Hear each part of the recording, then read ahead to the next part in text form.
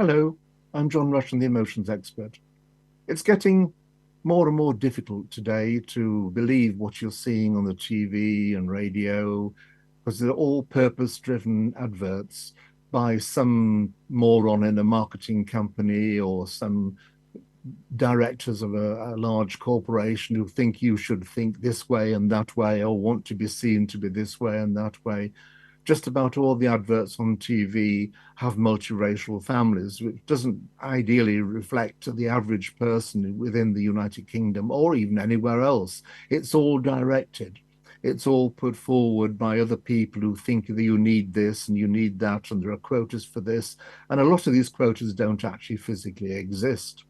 It's actually becoming to a certain way where things are becoming very deceptive. You're being told various things and what will happen, and we'll do this and we'll do that, and you'll do nothing of the sort. And you get a lot of actually at the bottom of the screen, particularly if it's on the TV, about sort of things, well, oh, this is only X amount of money for 3 months. And then at the bottom, it's got three or four lines of, and then it doubles, trebles, quadruples for the next months and next. So really, in truth, you're saving very, very little whatsoever. Also, it's depicting various people doing things which doesn't actually bear the truth of what is reality in life itself. It's all a concoction. It's all sort of brought together by people bringing adverts that mean very little. It may advertise the brand, but what type of brand are you looking at now? Because the brand has changed quite considerably. People haven't changed quite considerably. The world hasn't changed quite considerably. I know lots of things are going on in the world, but in reality, when you look at it, the world hasn't changed that much. People's habits haven't changed that much. People invariably eat the same or very, very similar things to what they've eaten this month as to what they eat last month and last year and the year before. And regardless of new products coming out, it's actually quite similar. If you also look at the throwaway, disposable world on television, it's becoming more and more evident. We want to get away from a lot of oil-based products if as much as we can. But is it better to have an oil-based product which lasts 5 or 6 years than to have a paper product which you've got to renew every 2 or 3 weeks?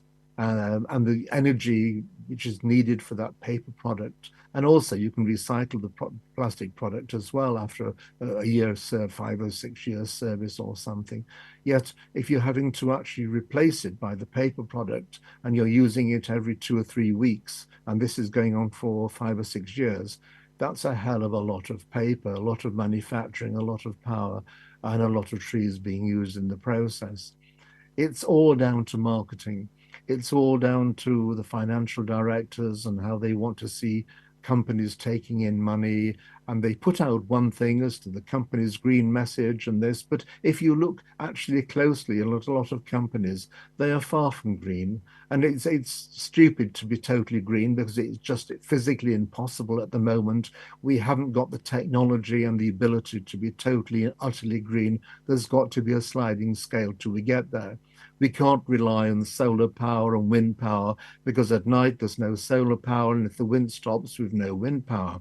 So we've got to have something to sustain us in between until we've got something which is more tangible and viable. And if we don't do that, we're going to get into a situation which we've got ourselves into now, where we've got absolutely exorbitant fuel prices, and we've got the very, very low income people and a lot of pensioners now who are freezing to death. And they can't actually buy a lot of the food products because they're now going up in leaps and bounds. And a lot of this could have been staved off if we hadn't such stupid politicians wanting to play God and put our countries, not only the UK, but America and Australia and European countries, put them forward. We'll be the first to do this, we'll be the first to do that. Well, it's all right for them because they're on salaries which they can sustain quite large increases in the cost of living, but many people can't.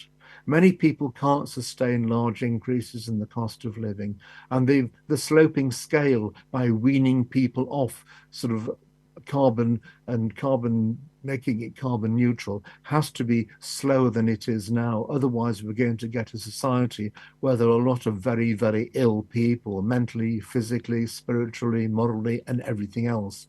It's not going to work out well for us.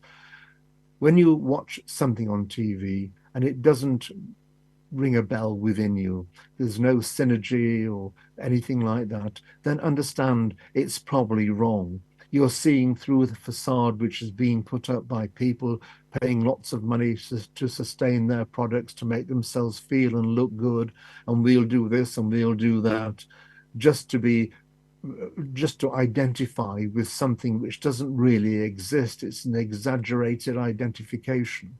It's not the reality as we know it. Don't be fooled. Don't be put off. Stand your ground. Say what you want and voice what you want to do by buying, which you think is the best bet.